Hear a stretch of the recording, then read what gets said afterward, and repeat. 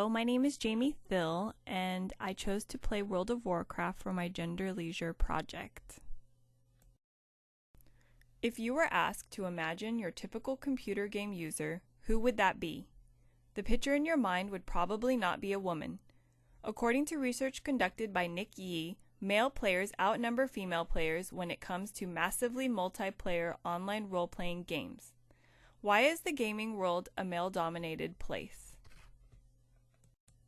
Researchers suggest that for many women in the past, female characters in earlier computer games were usually portrayed as sex objects or damsels in distress.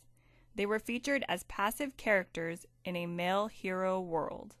Until the Warcraft Tomb Raider series, women were not portrayed as lead roles in the gaming world. Despite this leading role in the Tomb Raider games, the character was still depicted as hypersexualized with disproportionately large breasts and hips. One study by Castle and Jenkins showed that game designers create games with the idea that males and females have different preferences. Traditional female games have focused on things like character-centered plots, issues of friendship, and social relationships. Yee's self-reported data collected with a sample of 2,000 World of Warcraft players indicates a result of 21% female player activity. Why such low female player participation? Sudan and Svenningsson argue that WoW regularly makes headlines in media because of sexism. They point out that women who brave the atmosphere to play are bombarded by sexist and homophobic language. My research has corroborated with these findings. Looking through the WoW-associated images online, I have found that several incidences of sexism, along with practically nude female characters, and references to rape and other hateful speech, is directed towards women. In her book, My Life as a Night Elf Priest, Nardi suggests that World of Warcraft is littered with sexualized homophobic language in text and voice chat. She was even asked by a male player in voice chat if she was an actual female, followed with a request to send a nude photo. Nardi was judged for being female instead of being judged by her skill as a player.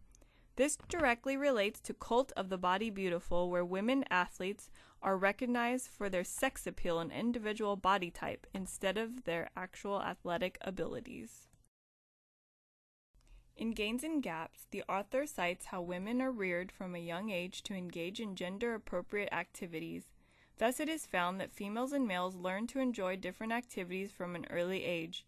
To quote the readings, there is an interpersonal constraint that leaves females not even considering the possibility of participating. Fink and Kinsiksky investigate how even the media portrays women in traditional conceptions of femininity. This idea is supported by Nardi's research. The author interviewed several young male World of Warcraft players, asking them what they thought of female players. It is apparent that some male players believe that females are intrinsically inferior in the WoW realm, and that this prejudice likely carries over into their view of women pursuing traditionally male real-world endeavors.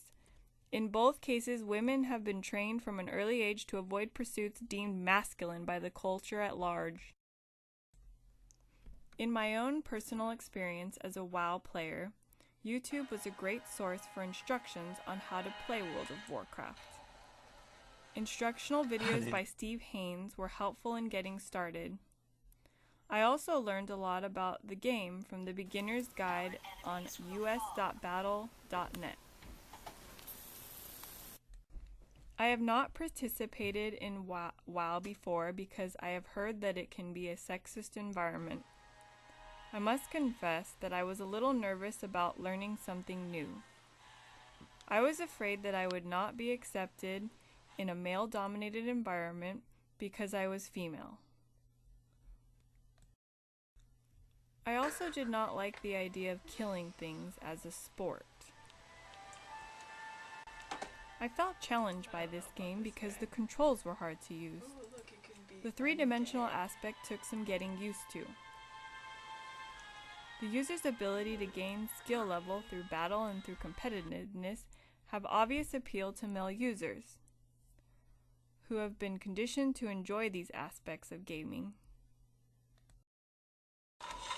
The game also has appeal to its female users because the game quests involve a lot of cooperativeness, by locating people or objects for characters in the storyline.